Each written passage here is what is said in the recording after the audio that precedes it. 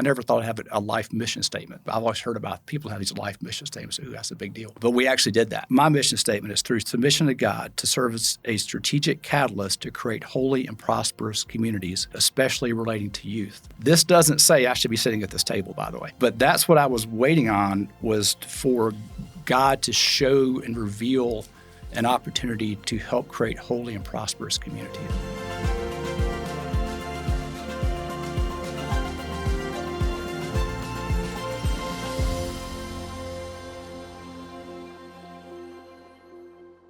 Well, Steve, thank you for coming out and being willing to share a little bit about your journey with Jumpstart today. Well, thank you for having me. Yeah, absolutely. Our podcast, we've named it At the Table, Voices of Restoration. And we like to invite people in to share in their own voice about how they've witnessed and been a part of redemption in the lives of others, and in their own life, how they've been shaped by being a part of God's work of restoration. So super excited to have you here today. Have known you for at least a decade, and am super grateful for you. Well, thank you. Yeah. For those who may not know you well, can you just give us a little bit of a snapshot of who is Steve Ford? The very short version is I grew up in Spartanburg, so I'm a local person. Went to law school, practiced law for 13 years, went to the financial industry, got married, had 3 kids, became a Christian in my 30s, probably, right at 34-ish. And so that's the very short version. Yeah. What do you enjoy doing nowadays, Steve? Everything outdoors. And I think because my work is inside, I enjoy anything outside, whether it's gardening or yard work or anything, lake stuff, anything. Okay. So very open answer there. Yeah. Well, that's awesome. I love the outdoors too. So it sounded like you're highly educated, have been very successful in your career. Most people in the financial services world in the upstate knows who Steve Ford is, especially if they need some great tax work done or are looking to sell a business. They want to get in touch with Steve. So you don't seem like the typical person hanging around with people who have served time and people coming out of incarceration. So how did you get involved with prison ministry and reentry ministry? That is a good intro to to how I got involved, because it's a very unlikely journey. It really started with Don Williams. I don't know that you and I have ever talked about that before. Yeah. But Don Williams, I was going to church at Hope Point at the time, and Don Williams went to Hope Point. Like I guess when he got out. I don't know what the timeline was. This was a long time ago, 15, 16 years ago. And here is this man who is cleaning houses in a janitor service at night so he can go in prisons and lead these groups of men in prison. Mm. And I thought, who does that? That is the most unnatural thing to do. And I watched that. I watched Don do that, and over time learned more about Jumpstart. And I see that today. So I was reflecting on that a little bit driving over here this morning. And you see that really in these people behind us, and in you, and everybody involved in Jumpstart. That there's a I don't know what how to say this as a Christian, but there is this desire to serve God in this community, which God is blessing clearly. And this is like, to me, over 15 years of watching it. But, I was going through this time in my early 50s when I'm 63 now, so that would have been, roughly 12 years ago. And I'm doing a lot of good things, right? I'm teaching Sunday school. I'm, involved in the bar. I'm working with mental illness issues in Spartanburg in an effective way, I think. But at some point, you start asking, well, am I going? I don't want to get to the end of my life and realize I wasted it, that I wasn't doing the good works that God appointed before I was born, and I missed it. And so I took a journey for about a year through Halftime, which probably a lot of listeners have heard about. But if you don't, it's just basically a reassessment program. Typically halftime because you're in your 50s and you're kind of your life's half over and you think, well, what am I going to do with the second part of my life? And so through that journey, it was really, you write a obituary, which is a really sobering experience. So what do you – that really focuses you toward the end of your life. What does that look like? And then you identify the crossroads of your passion, which is your fuel to get up in the morning, what makes you excited, what makes you angry. And that's your fuel, because if you don't have that, you're not going to keep at it. You just don't have – you can't just keep doing something without having a passion.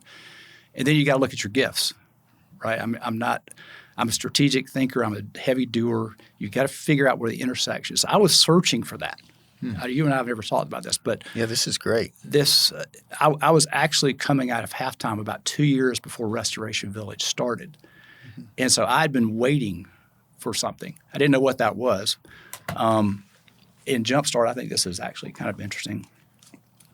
Is when you're looking, and again, I was dissipated. I was doing a lot of good things, but I wasn't sure I was actually accomplishing much. And part of Jumpstart was I never thought I'd have a life mission statement, because I've always heard about people have these life mission statements. Ooh, that's a big deal. But we actually did that. So my mission statement is through submission to God to serve as a strategic catalyst to create holy and prosperous communities, and then in parentheticals, especially relating to youth. So this doesn't say I should be sitting at this table, by the way. Exactly. It's pretty close. But that's what I was waiting on, was for God to show and reveal an opportunity to help create holy and prosperous communities. I think it's to me, it's the intersection of the world and the kingdom. Holy and prosperous. Prosperous doesn't necessarily mean money, right? But it's the intersection, and that's maybe one of the reasons I gravitate to Jumpstart, because I think you can see from a secular standpoint, by any measurement, it's a worldly success. You can count the financial, benefits. You can count the recidivism, downstream issues with children. Children of people that are incarcerated tend to be. What's the statistic? Yeah, those who have parents who have been involved in the justice system are 80% more likely to be involved in the justice system than children with parents not involved in the justice system. Right. So if you look at it from just a worldly standpoint, a lot of suffering is eliminated through Jumpstart.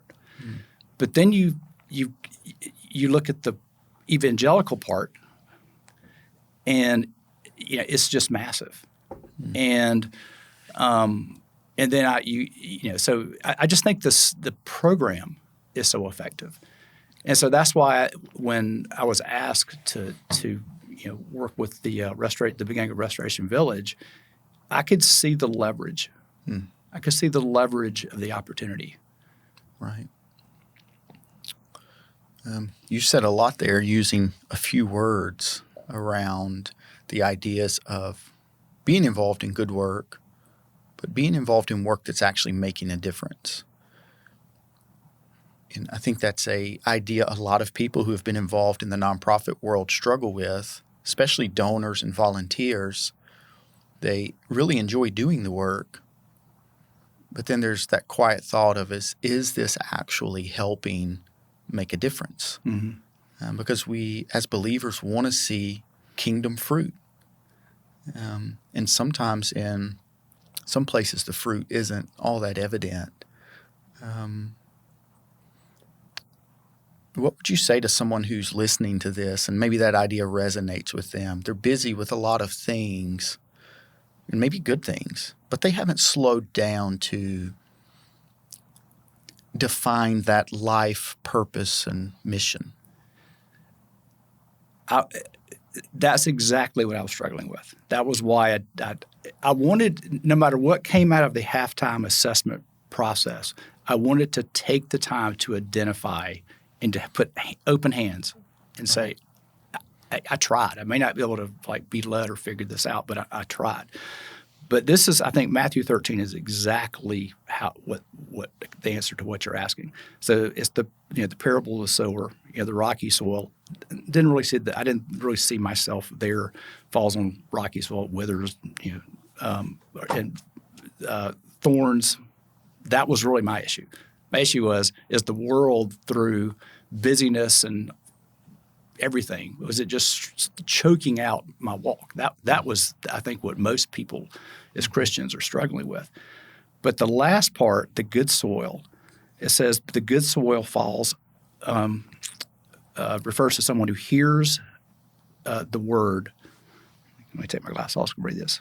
And understands it. This is the one who produces a crop yielding 160 or 30 times that was sown. Well, the light bulb moment for me was, I can't do that by myself, quote unquote. I certainly can't do it in Steve's power, but I don't have enough Steve to go around to do that. Mm-hmm. So the community of Jumpstart, I think, with all these people, you and I were talking before we started, I'm just one little piece of all of this. And that, I think, would be my life song in a way. As don't want to the fruit, the 30 and 100. Imagine that 100 times the sowing, and if that's the sort of the song of my heart, then how do you do that? And that was when I came out of Jumpstart pondering, right. And Jumpstart was the answer to that, because as the purpose-driven life says, it's not about me. Yeah, absolutely. Around that idea, in the work I've been involved in with Jumpstart, I'm now in my 11th year, I've encountered a lot of organizations with a great mission and a lot of individuals with great stories who can deliver a lot of hope. You've got this miraculous life change. It's changing other lives. Or at least they're going to share the story about how other people can change their life. But I think what we found at Jumpstart is that hope alone is not enough. You have to have structural pathways or infrastructure in place so that people can go from places like prison to, as you see in the pictures here, buying a home. Mm-hmm. Like there's 100 steps in that puzzle.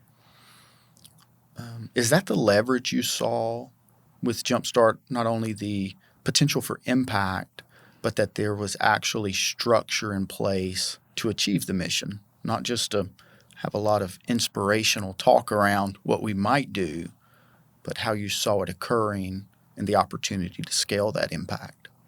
Yeah, I would sort of phrase this as the opposite in maybe another way.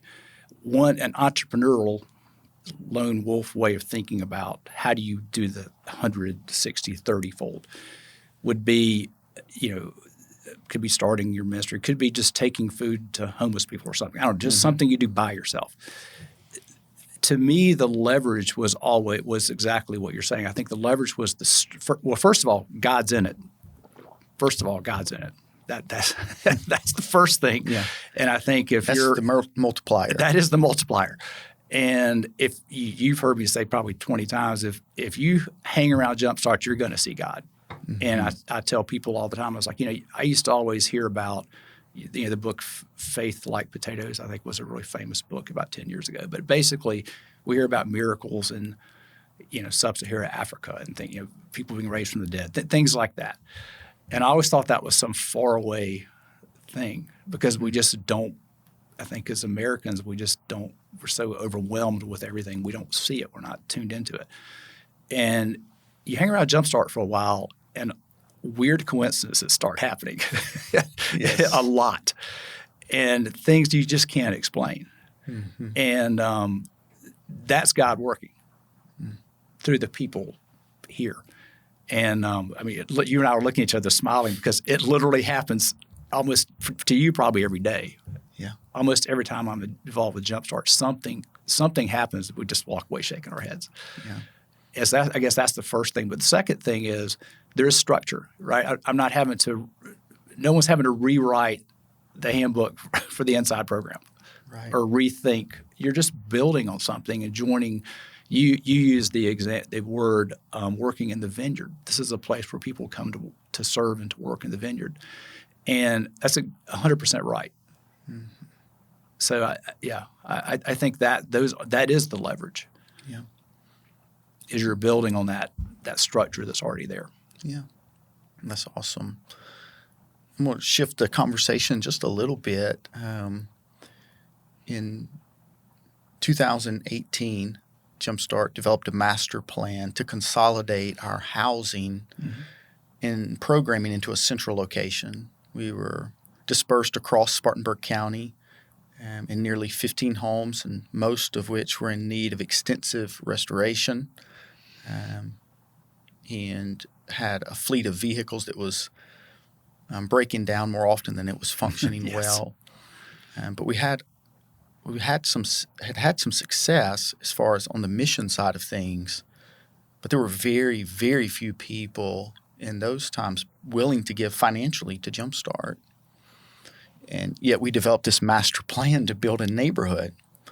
And you stepped in on the very front end of that all those years ago. Today, we're only 4 homes from finishing the village, and we're hoping to finish it here in 2026. But back then when you jumped in, it was a huge leap of faith. At that time, the organization, month to month, are we going to make payroll and be able to pay our bills? True. And now we're going to have this master plan to build this neighborhood. You'd been an attorney. You understood risk. You'd been in the financial business. You'd been involved in nonprofits. You knew how difficult fundraising was. Why did you say yes to chairing the first capital campaign committee for Jumpstart when you all were told by some influential people in the upstate who understood philanthropy, don't do this? Yeah. So let me give more context. So that was in 2018 was the master. 2019 was the beginning of putting the group, the leadership group together, and March of 2020 was COVID. So what you're referring to is we were walking into the teeth of COVID. We didn't know it, but we were. And so the answer to your question, I think, is faith.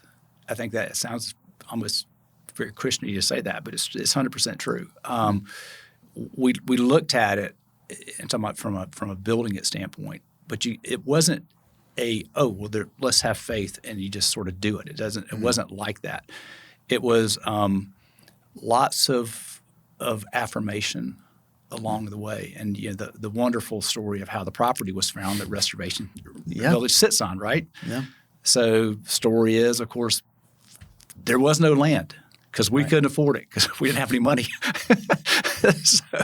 so somebody, I can't call the name. Maybe we shouldn't call the name. I think the person remains somewhat anonymous. But anyway, a realtor, I'll say that, went to the probate court in Spartanburg County and just started looking through records to try to find somebody for dirt cheap land. Somebody that might have land that could accommodate a subdivision, basically. Yeah. And out in the middle of nowhere or in the right location? Both. Yeah, exactly. In the middle of nowhere, but in the right location, meaning where the jobs are, out near toward Greer. So, literally, what are the chances? What are the chances that someone is going to stumble across a piece of land and then approach an owner whose heart has already been transformed for this and is open to the conversation and doesn't know anything about Jumpstart, and just because, it sounds like a really good thing you're doing. Mm-hmm. Didn't overthink it, didn't spend 2 years studying or anything. And that's what I mean about the good works that God's prepared in advance. I mean, it's there, and that's the faith part. It was already there's too many of those kind of stories because you just can't do it. And then you get into the whole COVID thing. And so we're just getting ready to launch at the beginning of 2020. We literally have the team together. And this thing called COVID comes rolling in, and everybody we talked to said, don't do it. And we were going to launch in May, by the way. That was the plan. Mm-hmm. And everybody we talked to in March and April, remember the world shut down, and everybody says, don't do it. Everybody's scared, uncertain. And I think it was a collective decision. It's just, we just push forward. And as it turned out anyway, I think there was people had time to listen. Yeah. And it turned out to be exactly the opposite of what you would think, but God's timing is like that. And but I don't think a rational fundraiser, if you want to use that term, would have undertaken a capital raise campaign at that point. And no one we talked to, we were strongly advised not to do that. Because of course the danger is if you put the word out and you start the campaign and no one's interested because they're more concerned about COVID, you don't get a second shot. You sort of, and so that was a major issue. I think that was a major opportunity that we just didn't know. Yeah. But again, it wasn't like we were some great faith people. It's just that we had seen all this and we just got to. Everybody, it was unanimous. Let's just keep going. I'll disagree on you weren't great faith people, and because you took action, and that is faith living. I think, I think for our listeners today, one of the things that I want to make sure they didn't miss is early on when you talked about really slowing down long enough to identify your purpose. I think that's really key for those listening today. If they are thinking, I'm kind of just busy, but I don't know if I'm doing what I'm supposed to be doing. I don't know if my life's actually making a difference. And in your words, you said you didn't want to get to the end and then not even know if you had been faithful to what God had created you for. Mm-hmm. And we do that in our Inside program at Jumpstart. The second or the third week of the year-long class, they write out their eulogy. I did not know that. So I think people need to think about that. I think that's really important. If they're needing a restoration in their own life or in the life of a family member, you have to start with purpose. Where there is no vision, people perish. And I think the second thing that you said that really connected with me was you said that it may sound a little cliche, but the reason we move forward was faith. I'm going to tell a story and then come back to that. Is that okay? Sure. Recently, one of our participants shared with me, his name's Billy, and he's at the Village. Billy's in his 60s, and you can tell he's had a hard life. And he shared with me that his first memories as a child was being beaten by his dad who drank too much. And he told me, he said one time he remembered when he decided there was no God. His dad had come in drunk and beat his mom, made her unconscious and beat him. And he remembered laying there in a puddle of his own blood. Wow. And he's looking at a cross on the wall. And he says, God, the God we listened to in Sunday school, you ain't real. There's no way you would allow this. And Billy became violent himself, hurt people, in and out of incarceration, killed somebody while he was incarcerated, left for dead during his adult life, spent 2 months in a coma, just a life of chaos. And he said through all of that, he realized that if there was no God, then nothing actually mattered.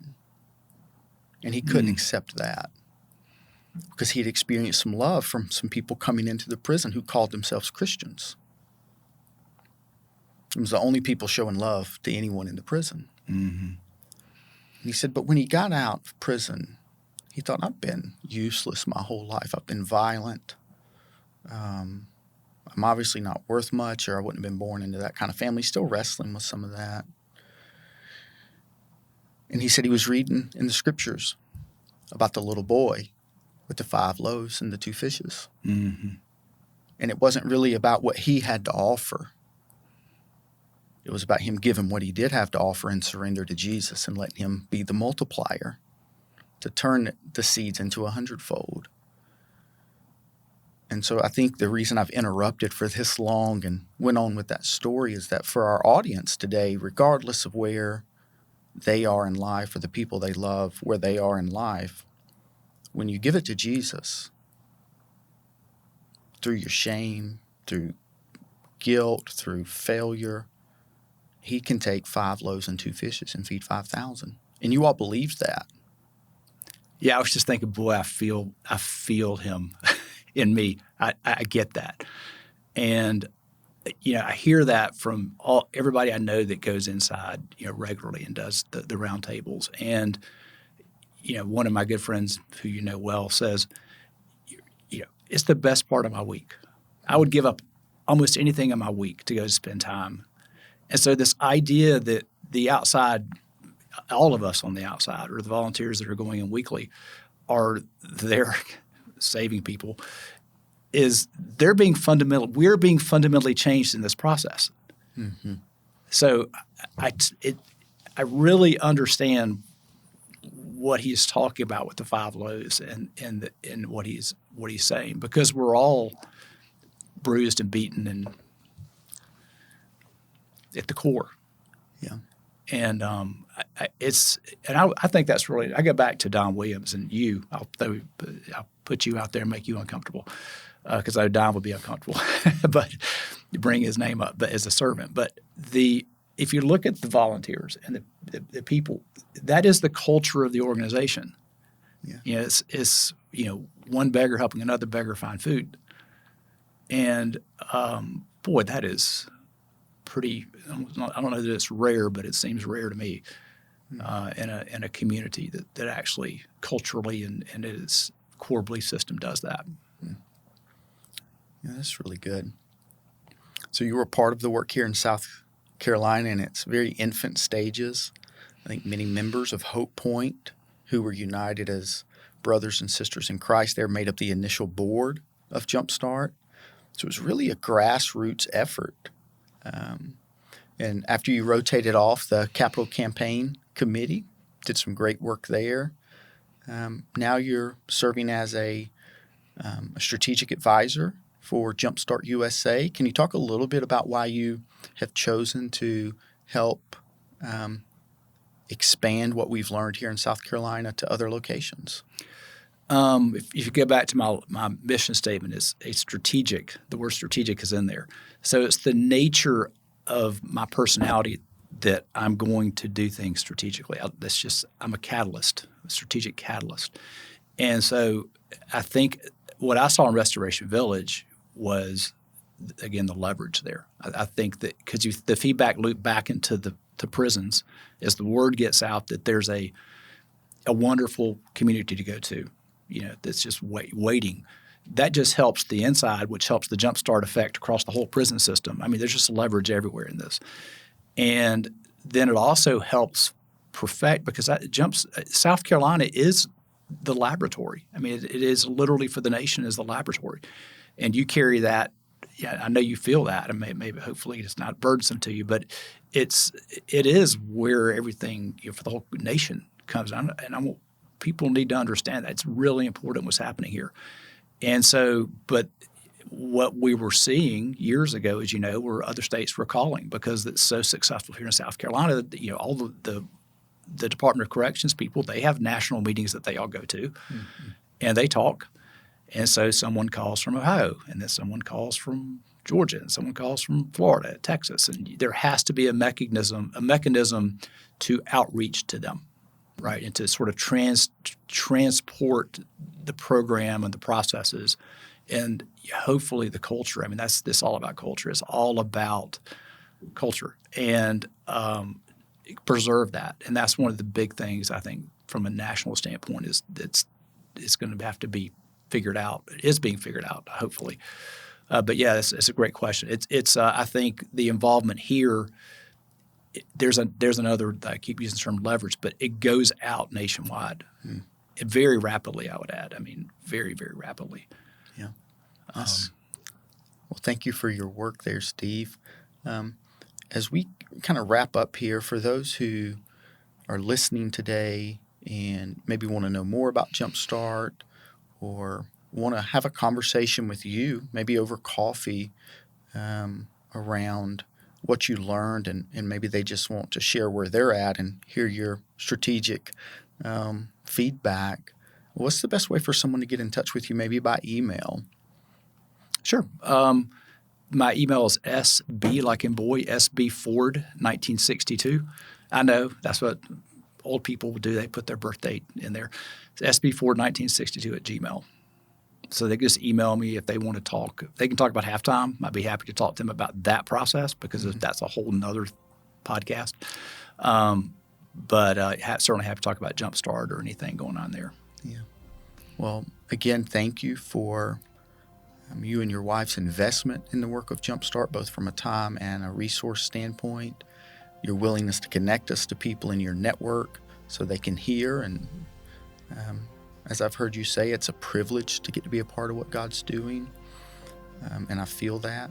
And so thank you for everything, Steve. We're grateful.